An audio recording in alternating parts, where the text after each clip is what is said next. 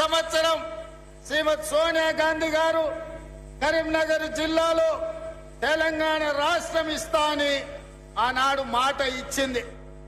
సోనియా గాంధీ గారు మాట ఇచ్చిందంటే అది శిలా శాసనమే, సువర్ణాక్షరాలతో లిఖించదగిన మాట.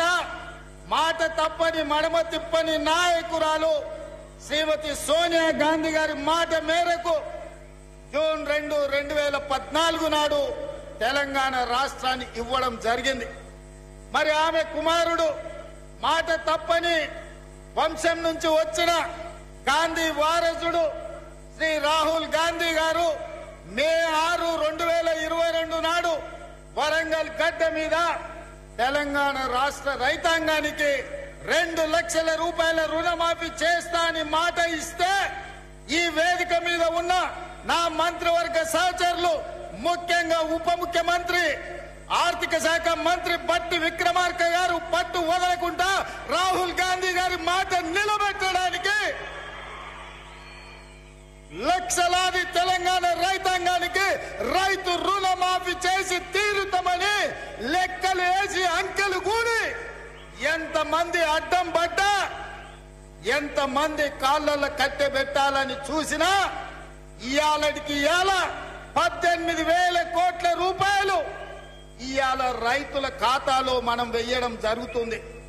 మిత్రులారా, జూలై 18న మొదలు పెడితే ఇవాళ 15 ఆగస్టు, సరిగ్గా 27 రోజుల్లో 18,000 కోట్ల రూపాయలు రైతుల ఖాతాలోకి బదిలీ చేసిన ప్రభుత్వం పార్టీ ఏదైనా ఉందంటే ఈ దేశంలో అది కాంగ్రెస్ పార్టీ, తెలంగాణ ప్రభుత్వం అని నేను చెప్పదలుచుకున్నా.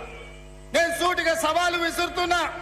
తాటి చెట్టు లెక్క పెరిగితే సరిపోదు, దూలం లెక్క ఉన్నావు, దూడకున్న బుద్ధి కూడా లేదని ఆనాడు హరీష్ రావు సవాలు విసిరిండు. మీరు రైతు రుణమాఫీ చేయండి, నేను సిద్దిపేట ఎమ్మెల్యేకు రాజీనామా చేస్తా, మళ్ళా ఎన్నికల్లో పోటీ చెయ్యనని.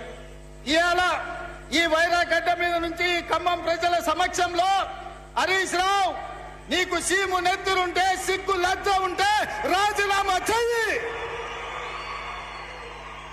నువ్వు కూడా నీ మామలాకనే సిగ్గు లేనోనివైతే ఏట్ల దుంకి సావు అని చెప్పి నేను ఈ సందర్భంగా చెప్పదలుచుకున్నా. ఆయననే నేనన్నా, హరీష్ రావు సిద్ధంగా ఉండు, సిద్దిపేటకు పట్టిన శని పీడ చీడ విరుగడవుతుంది. 15 ఆగస్టు లోపల 2 లక్షల వరకు రుణమాఫీ చేసి తీరుతామని మాట ఇచ్చిన ఇవాళ 15 ఆగస్టు నాడు మళ్ళీ అదే ఖమ్మం గడ్డ మీద నుంచి ఇవాళ సవాలు విసురుతున్న హరీష్ రావు, నీలో చీము నెత్తురుంటే ఇక ఏమాత్రమైనా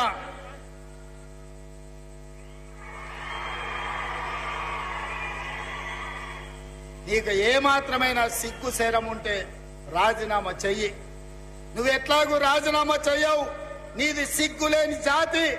అందుకే ఇవాళ నువ్వు రాజీనామా చేయకపోతే అమరవీరుల స్తూపం దగ్గరకు వచ్చే ముక్కు నేలకు రాజు కాంగ్రెస్ పార్టీ మీద సవాలు విసిరినందుకు తెలంగాణ రైతాంగం క్షమించండి. మాట తప్పని పార్టీ కాంగ్రెస్ పార్టీ రుణమాఫీ చేసింది. నేను విసిరిన సవాళ్లు వెనక్కి తీసుకుంటున్నానని తెలంగాణ రైతాంగానికి క్షమాపణ చెప్పు. ఇవాళ నేను ఒక్క మాట అడగదలుచుకున్నా, నేను గుర్తు చేయదలుచుకున్న ఈ ఖమ్మం ప్రజలకు. ఆనాడు ఖమ్మం జిల్లా రైతాంగం ఇంతకుముందే మా రామదాస్ గుర్తు చేసిండు. ఆనాడు ఖమ్మం జిల్లా రైతాంగం పండించిన మిర్చికి గిట్టుబాటు ధర అడిగితే గిట్టుబాటు ధర ఇవ్వకుండా దళారులు దోపిడీ చేస్తుంటే, దందాలు చేస్తుంటే ఆ ప్రజలకు కోపం వచ్చి చిర్రెత్తుకొచ్చి తిరుగుబాటు చేసింది. దళారులను శిక్షించి దళారులకు బేడీ లేచి జైలుకు పంపించాల్సిన కేసీఆర్ ప్రభుత్వం ఆనాడు ఈ ఖమ్మం జిల్లా రైతాంగాన్ని అరెస్టు చేసి జైల్లో పెట్టి బేడీ లేచి బజార్లు నడిపించింది. ఆయల్లా రైతాంగానికి అండగా నిలబడడానికి ఈ ఖమ్మం జిల్లాలో నేను పర్యటనకు వచ్చిన.